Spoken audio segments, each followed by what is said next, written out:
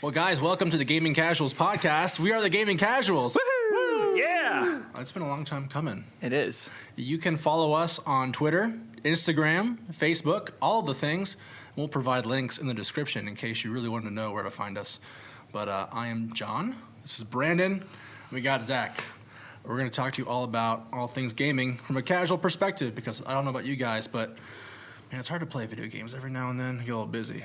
It is a little crazy when you have kids that have bedtimes and wives, yes. Wives. So, yeah, this is going to be exciting to get to talk to you guys and everybody out there about just how to play video games when you have a life. Well, let's get this party started. I don't have anything too crazy, but we got some gaming news on the horizon. A couple things that are going on this past week, and I think we'll start off with Zach. Zach, tell us about all things Anthem. What's going on with Anthem right now? Yes, so I've been playing kind of a small mobile indie platformer called Anthem, and it came out probably a few weeks ago at this point. It came out in like multiple stages. It came out in multiple stages, yeah. So I spent this finally came out for PC, Xbox, PS4. And the release schedule was kind of odd. It was it's kind of an early access thing. It was VIP on Origin. Mm-hmm. You could get it early, and then Xbox One is a Game Pass. Yeah, EA Access. EA Access. Yeah. Okay. Mm-hmm. I actually just built a new gaming PC, so nice. It came with my graphics card. Nice. It was either Battlefield 5 or Anthem, and I chose Anthem. So was that your first warning that it might not be that great? Yes. Yeah. Let's up these sales. That was John's hot take on Anthem, Volume 1. Sales, yeah, hot takes already. So I was able to look forward to this with like very little invested, so I was pretty interested in it. I played about 30 to 40 hours. I capped. I basically geared out in some high-end stuff. Anthem basically has 1 to 30, level 1 to 30, and then you kind of gear in a Diablo loot style. So there's Grandmaster 1, 2, and 3 with like higher drop rate, that kind of thing. So what is the mechanic? Like, what do you think? Like the percentage? Like, how heavy is the loot-based system in Anthem? Is it a pretty big deal? Is it like a mainstay of the title? Like, yeah, it's definitely a loot shooter. It's very similar to Destiny, but third person. So things are dropping. You're seeing items that you're picking up. Short kind of dungeon gameplay, that kind of thing. So seeing items you're picking up, but not actually knowing what they are, right? You're seeing that you're picking up an item, and that's about it. You find out later. They're done in really short burst sessions, and then at the very end you find out what you actually got. Mm-hmm. It's great if you have a small group of friends, I imagine. Again, I didn't have a whole lot invested, so the leveling process was a joy. It's extremely polished. Lots of kind of bugs here and there, but nothing like too game breaking in my experience. And then just yesterday, as of this recording, they increased the loot drops for just about everything, which was a big point in the community. They were kind of upset about. So yeah, it's been great so far. It's a fun game to take in stride. If this is the game that you're playing, that you're dedicated to, this is my one game as a service that I'm going to spend all my time in. I can imagine how you might be a little chafed off the bat. So do you think that, like, I've heard a lot of stories about the end game of Anthem, like it's not really there yet. Do you think the loot changes are going to affect the end game for players? Is it going to keep them playing in the long run, or do you think like Anthem's going to like kind of die off, and then once they decide to finish the end game, they're going to come back up? Like, what do you think about that? Yeah, so I do think they have a little bit of a Destiny problem where it's content. I actually played a few hours last night after the loot change because that was kind of a big deal. And that wasn't really the main problem I had with Anthem, interestingly. I don't mind grinding. I like to be able to look at somebody and say, like, wow, they worked really hard to get this piece of equipment. So, yeah, I think actual in-game content, like raids, bigger party sizes, that kind of stuff will be crucial to this game. The gameplay is fun, but I don't know that it's as fun as the like core gameplay loop of Destiny. Yeah. Gunplay in Destiny is like flawless. So just about Thank no you, matter Bungie. how little, just about Yes. no matter how little content you have in Destiny, it kind of feels good to play all the way through. I feel like if that's 100% of good gameplay, I feel like this is kind of 70% of Destiny's gameplay loop. So fun, just not there. I will say, kind of coming from the casual perspective here, because Yeah. Anthem, I'm only, I think, level 10, 11, I can't remember exactly. But You're I play, hardcore, bro. Absolutely. But I play on the Xbox, and I enjoy just flying around like Iron Man. Yes. That's one of the coolest Yeah. things for me Yeah. that I take away from Anthem, and I've enjoyed the story. I haven't played with anybody friends-wise yet. I've really wanted to. I had a few people that have said, let's play, and it's something that's kind of tough, and I don't know what you guys prefer, because I know there's a lot of these games and services that have stories. How you jump in, how easy it is to just jump in and play. Because I prefer getting to watch that, but I don't want to miss anything if I'm playing with somebody else. Yeah, so I gotcha. Right. that's something that it depends on the game. But anyway, so I've enjoyed that. I love flying around. The gameplay, you said, is great. It is not necessarily the same as Destiny as far as that gameplay loop. Yeah. But I've had fun just here and there. So Yeah, it's a good game. I think the last thing I'll say about Anthem is they released with a lot of game-breaking bugs. I didn't play a ton on day 1 or day 2 or day 3 just Right. because of the phased releases. And the hype, the marketing hype was kind of overshadowed like the actual content that came out.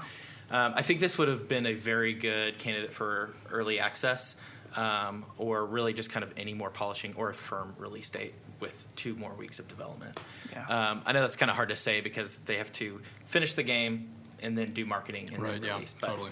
yeah, interesting. I will say BioWare seems to be on top of it with patches, because I feel like every other day there's a 5 gig patch Yeah. coming out or I something. mean, it so. is their flagship. Like, Yeah, you've been they're hyping this listening. thing for so long. Like it's Right. it's pretty tough to have such a detrimental experience for most players. Yeah. Like day 2 or 3. So I hope Yeah. BioWare's on it, and it's the EA machine. So hopefully they'll crank something out. Speaking of games as a service, like Destiny, baby. I mean, Destiny's been pushing out like content like mad. I mean, they just got out of their contract with Activision, Yep. right? They are solo now, I right? mean, I mean, they also have Activision has like a lawsuit against them now for some Oh, reason. really? Yeah, I apparently didn't there's a hear big that. lawsuit from that. But anyway, but I mean, Bungie's been pushing out Destiny content with this.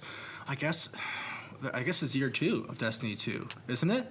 This is year 2, Is yeah. it? Yeah. Because with Forsaken, yeah, we're in year 2 right now. Yeah. So Forsaken year 2. So generally, like Forsaken's had a lot of like positive things about it. Destiny's on this season thing now. So right now we're in the season of the Drifter, and they have this like this content, this staggered content release that's been going on. Like last couple months was like Black Armory. That was the last season, and this season is season of Drifter, and we get a whole bunch of new stuff with Gambit Prime, a new game mode, The Reckoning, and a new light level cap at 700, but no new raid, which is a real bummer. But there's so much stuff in Destiny right now. It's kind of hard for me to kind of like just kind of take care of it all, honestly. But I will say the new Gambit is really cool if you like Gambit. A lot of players aren't a huge fan of Gambit, but it is like Gambit's like Destiny's like PvP, PvE like brainchild. It's kind of like their mixture of the two. It's like set up in phases where you manage to fight a big boss at the end, and you can invade other enemy teams and kind of eliminate their human players. And it's an interesting dynamic. I can't say it's a pretty long game type, but the rewards seem to be pretty cool. They brought back Thorn for all you D1 people. Nice. They brought back the Thorn hand cannon. Yeah. And I mean, outside of that, there isn't a whole lot. They've got some stuff coming. They got stuff being launched every week. I think next week is Iron Banner. Oh, okay. So if you yeah. like playing PvP with Lord Shaxx and the Iron Banner, Yes. it's all about that. But So so I'm a Destiny fan. I personally like it. I know that we've played multiple Right. times, but I am not a hardcore fan when it comes to being on every night and playing. How is the new annual pass? Because I don't have the annual pass. I think I Right. stopped with Forsaken, Yeah. and I still enjoy playing the game. But how does the annual pass work for someone like me who has 3 little kids, and can't get on every night? here's the thing: when determining like if you really enjoy Destiny, like if you enjoy like Bungie's work with Destiny, like if you get the Game Pass, you're gonna find time to play it. But I feel like with like so many great games coming out, like Red Dead, we got Sekiro coming out. We have some stuff from Microsoft about the new Halo stuff. Like there's so many great content, so many great games coming out. It's just tough to keep. It's kind of tough to keep Destiny on the front end. And so, if you love Destiny, you're gonna play it and you're gonna enjoy it for what it is. I wouldn't say that for a lot of people, the annual pass is worth it. But if you're like hardcore, like if you have that core group of friends, like Zach was saying about Anthem, and you really enjoy the Destiny dynamic, maybe the gunplay, the loot system, whatever, you're gonna keep playing it. That being said, like, you know, it is a tough grind to level 700. You know, I would say that if you're a Forsaken player and you play Forsaken but have not purchased the annual pass, you know, unless you really want to raid, like unless you really have like those 60s that you want to raid with and they're willing to buy all that annual pass stuff and keep their light up to 680, 700, like I wouldn't worry about it. But I will say for myself, like I enjoy Destiny a lot and I've enjoyed the Drifter, but I will say with Pokemon getting released later this year, the new Pokemon flagship RPG, and the new Sekiro game coming out next Friday, like I think my Destiny time is pretty limited, honestly. I can see that. There's a lot of backlog games for me too that I have no time for. Yeah. So, and that's the challenge with games like this. Like it's tough to make content and like people are gonna like want to play like despite other games getting released. Yeah. And I think that's the challenge for a game like this because Destiny is locked in its own universe, whereas people tend to have like tastes that are in different areas. And so, I mean, I've thought a lot about that. There are games that I love to play, but in a world where we have games as a service constantly asking you to say spend 100% of your time playing me, and even if 100% of your time isn't enough to reach all the in-game stuff, what does content look like? Can you play 5 hours with your friend that plays 5 million hours, and you guys both are progressing on kind of two different branches?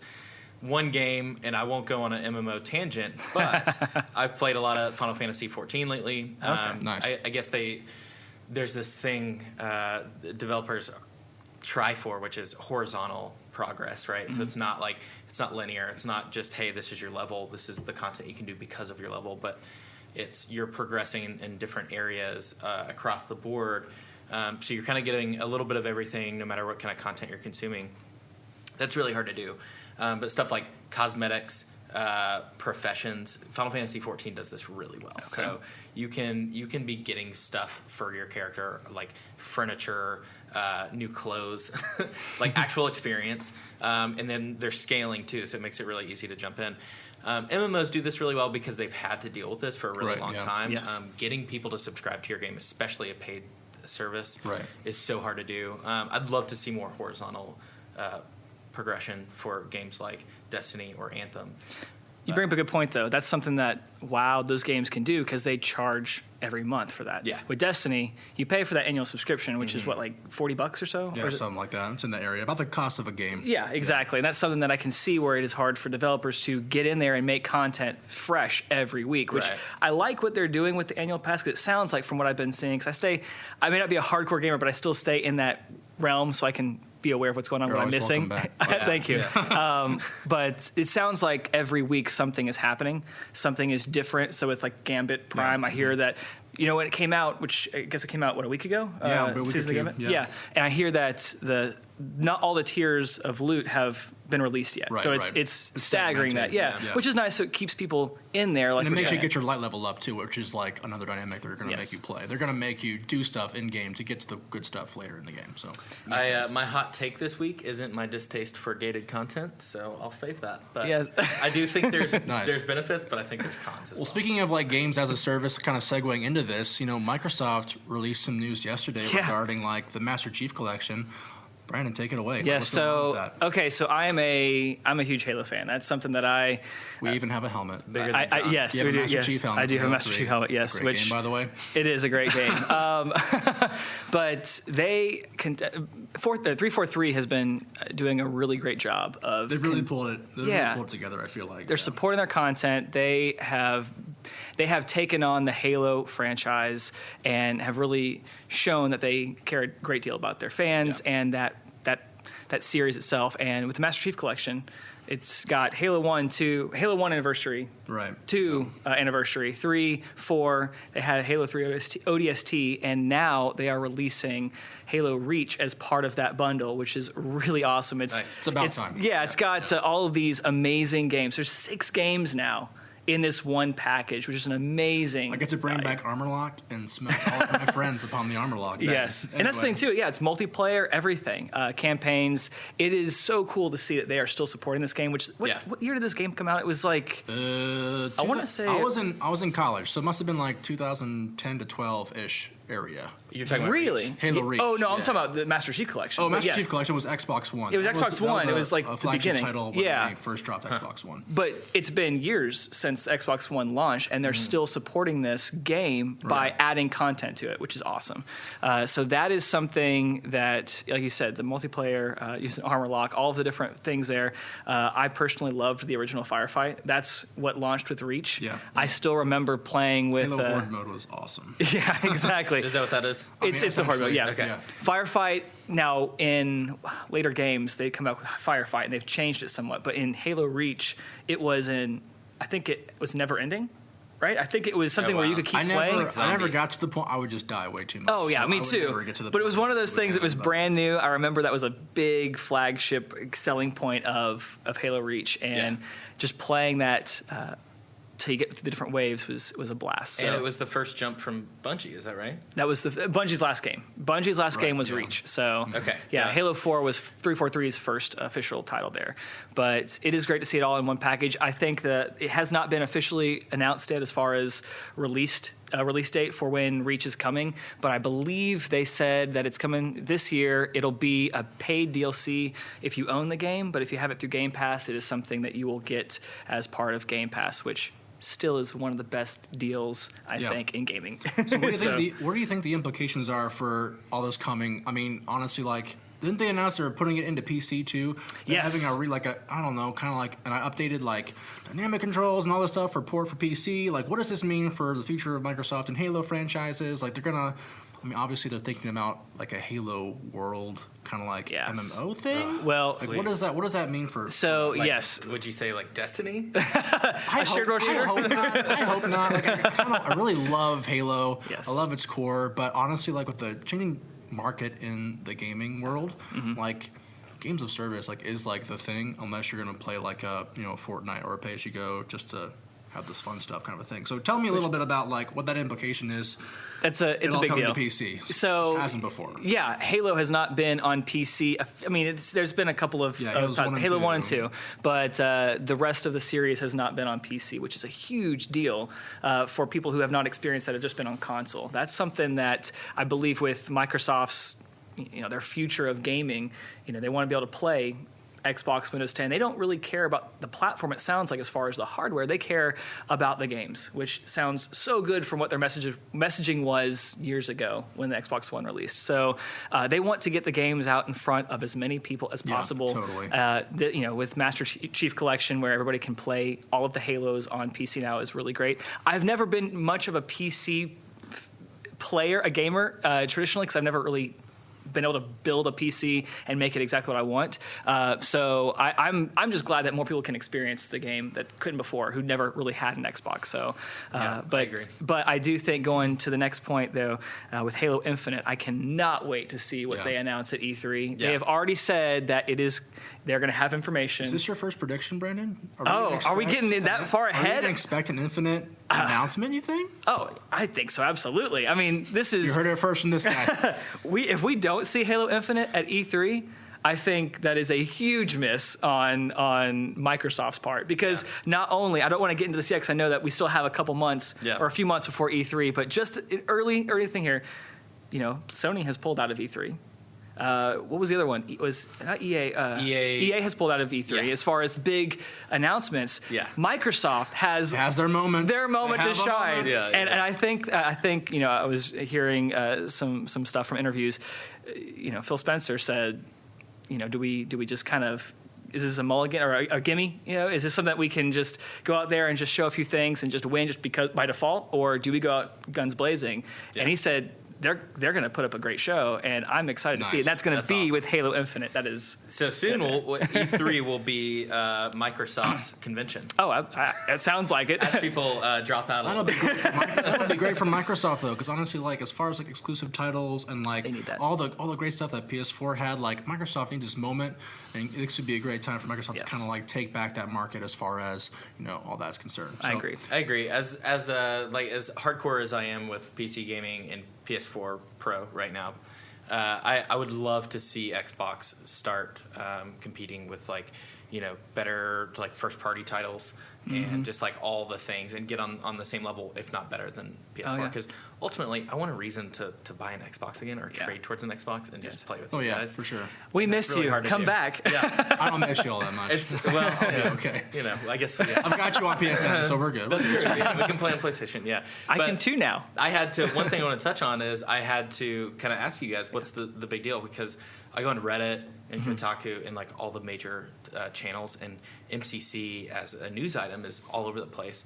And you had to explain to me, as someone that isn't like super in tune with kind of the history of PC and Halo, there hasn't been great PC support, although people love Halo 1 for PC. So this has been a big step in that direction. They're putting it on Steam when Microsoft has a That's store. That's a crazy deal. That's really cool. I think I just saw that it requires Xbox Live subscription, so I'm sure some Steam users will be like, cool, I can buy it on Steam. Wow, that sucks. So...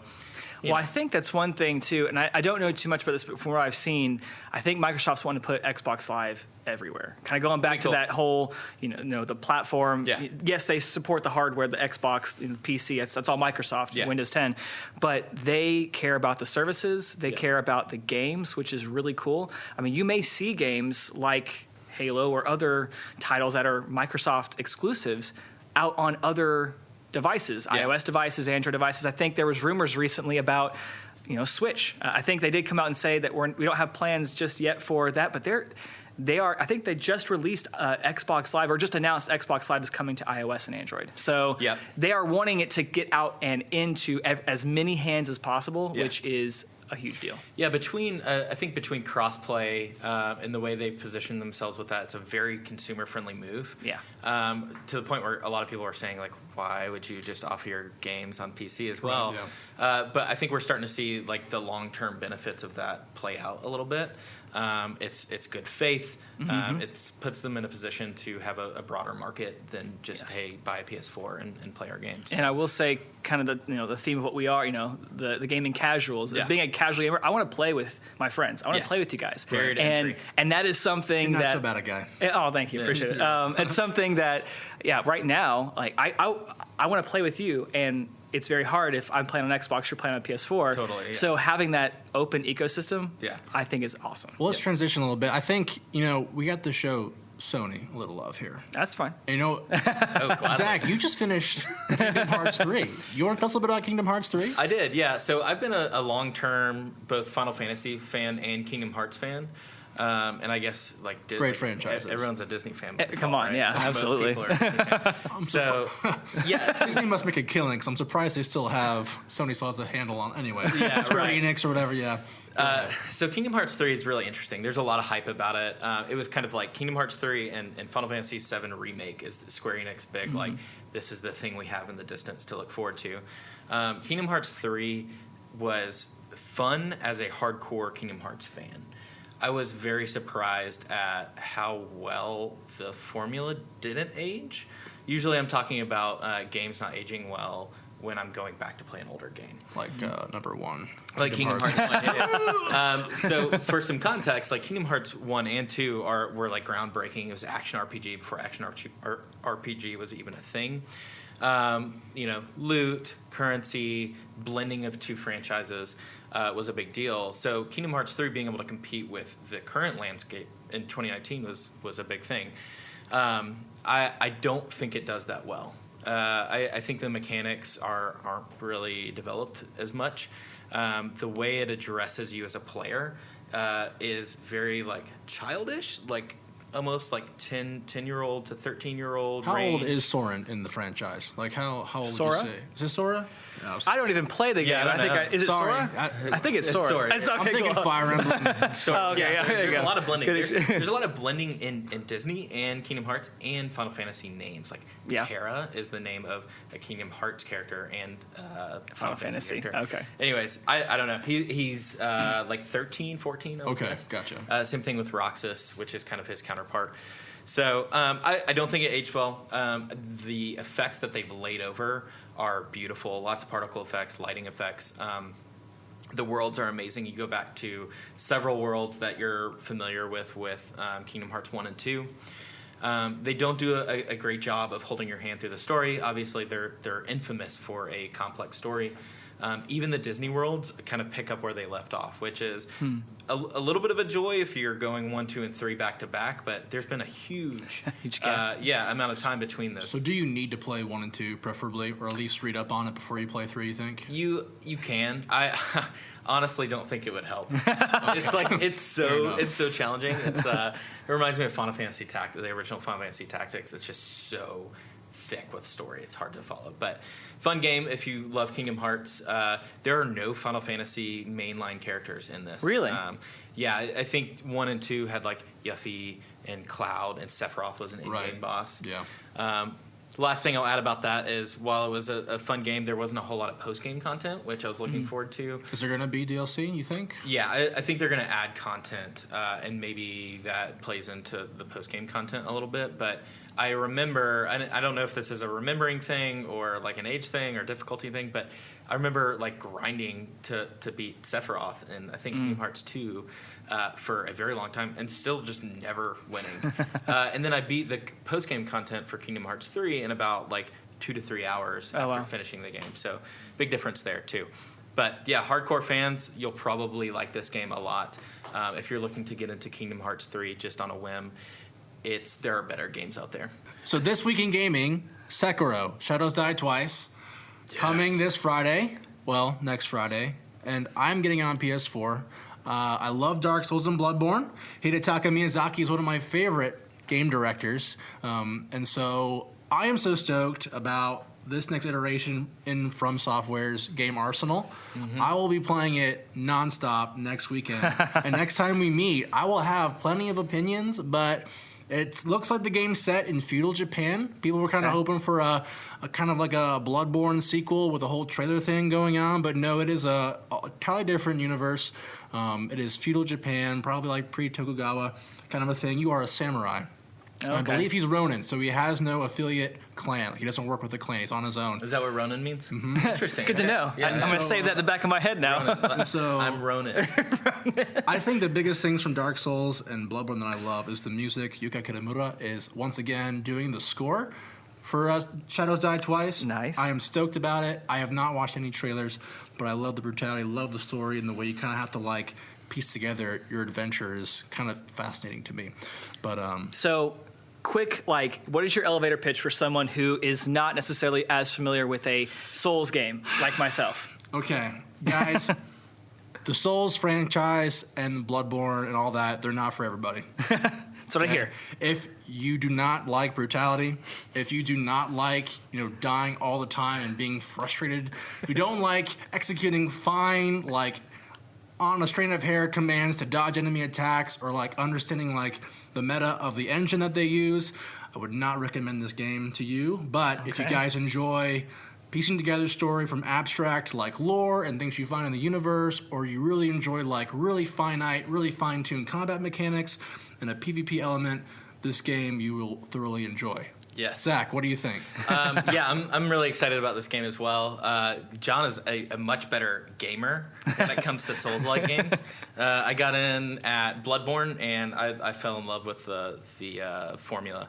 And I'm definitely going to buy this game. I'm actually on the fence between PC and PS4. Okay, yeah. I believe PS4 Pro, they offer uncapped frame rate, which is really surprising for a console game, and it kind of floats around 50 FPS at 1080. Nice. So that's after buying a new PC, I'm where do I want to put my hardware? And if it's going to be around 60 frames per second, I would prefer use a controller. So I'll add to your elevator pitch that Bloodborne, once you actually get into a Souls-like game, I can speak to Bloodborne only, but I imagine it's like this with the other games.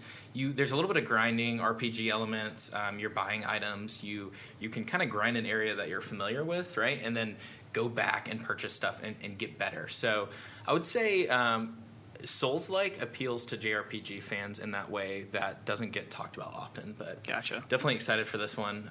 The unique mechanic is that you can resurrect after dying, which is totally different than any other game. Yeah. Different than what they've done before. A lot more mobility, I think. But yeah, super excited. I'll probably play PS4 so we can see each other playing. Is there multiplayer? You said PvP. No, I don't but, think so. Oh, okay. Oh, yeah. Generally, usually there's is, a PvP, but Okay. it's very like constrained within like a certain dynamic. Yeah. Like you have to be within like 30 levels of each other. Yeah. Like, Oh, wow. You have to like bring a special item that can enable PvP to happen in your game world, and it's like it's instance based, so it's like in your own little Gotcha. game world. Losing in PvP and Bloodborne feels like someone like you lost in real life. Really? Like, So there's PvP in Bloodborne too? They invade your Oh, world. wow. They come invade in. you. Yeah. Really? Yeah. Like you Wow. beckon them in, they invade you, and there's a whole like And then they can. inner sanctum meta, like how you PvP in Bloodborne on the forums, on the discords, but Wow. like typically you ring a bell, a hunter comes in and invades you, and you have to fight for your life. So it's inviting someone to come in and defeat you. Exactly. Yes.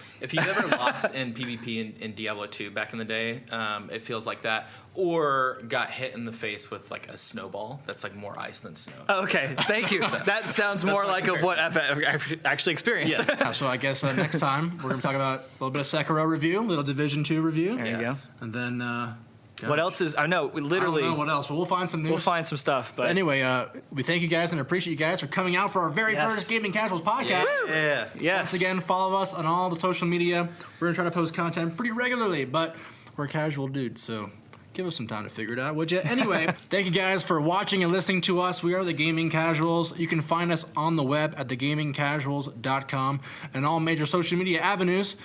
I got nothing left. Thanks for watching. Thanks for Goodbye. watching. Subscribe.